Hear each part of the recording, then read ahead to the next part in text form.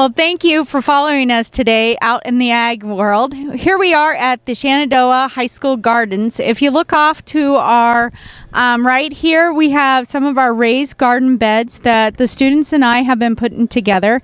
And let's talk to Carter Ruzick here a little bit from the students' perspective.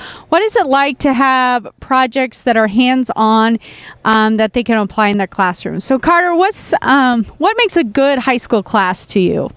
A good high school class would be hands-on because personally I learn way better if I'm doing hands-on projects instead of just taking notes off of a board. I think I learn way better doing hands-on projects. Now, Carter, in the ag world, we talk a lot about plants, we talk a lot about soils, and we talk a lot about animals and how food, fiber, and fuel make it into our economy. But the products that we have here, where do we see those in our school?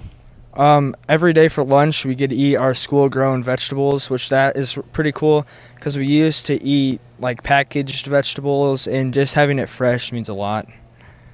One of the special projects that are coming up here soon is on October 11th. We have our local food day, and our food service director, Emily First, has done a wonderful job. We partnered last year, the ag department and our food service director, on growing not only fresh grown vegetables, but also looking for meat sources. She bought 5 hogs here locally, and they were butchered, and then now they're going to be incorporated in our food service line. One thing that the FFA students is they're trying to advocate for agriculture and get that message out as where does your food come from. So on October 11th, we'll have students come and help in the food service directory that day and talk to students and the public about where's your food coming from. This lettuce that you see out here is all going to be harvested for the line. We have tomatoes, peppers, we have cauliflower, zucchini, and acorn squash that's been harvested on a regular basis right now.